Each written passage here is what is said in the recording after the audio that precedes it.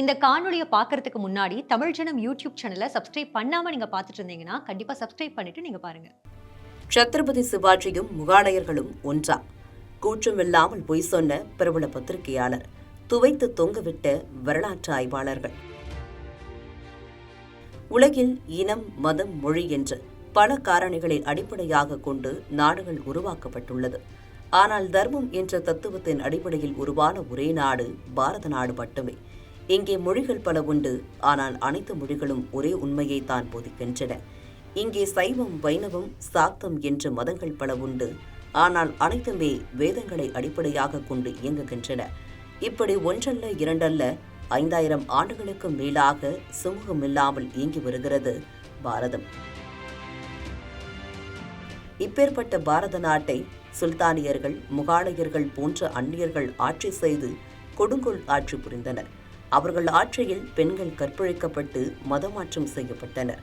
மதமாற மறுத்தவர்கள் மீது ஜிசியா என்ற வரி விதிக்கப்பட்டு கொடுமை செய்யப்பட்டனர். அடுத்து வந்த பிரிட்டிஷ்காரர்களோ பிரித்தாளும் சூழ்ச்சியை கையாண்டனர். மொழி, இன வெறுப்பை தூண்டும் வகையில் பொய்யான கட்டுக்கதைகளை பரப்பிவிட்டனர். இந்தியா சுதந்திரம் அடைந்த பிறகும் கூட இந்த பொய்யான அடிமை வரலாறு மறையவில்லை. வரலாற்று ஆசிரியர்கள் என்ற போர்வையில் கம்யூனிச சிந்தனையாளர்கள் இந்திய வரலாற்றை தொடர்ந்து திருத்தி எழுதி வந்தனர்.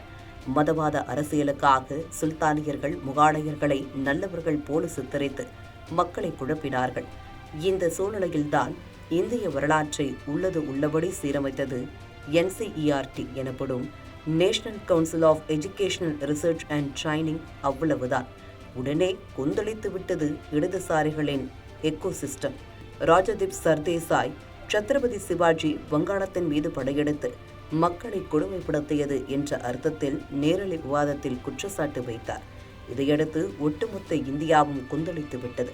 காரணம், சத்ரபதி சிவாஜி வங்காளத்தின் மீது படையெடுத்ததே இல்லை.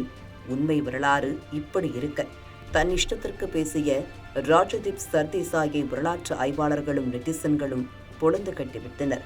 இன்டர்நெட் யுகத்தில் ஆதாரங்களை எளிதில் எடுக்கக்கூடிய சூழலிலேயே இது போன்ற பொய்களை இடதுசாரி ஆதரவாளர்கள் பேசுகின்றனர் என்றால், அந்த காலத்தில் எத்தனை பொய்களை பேசியிருப்பார்கள் என்றும் தேசபக்தர்கள் சமூக வலைதளங்களில் கேள்வி எழுப்பியுள்ளனர்.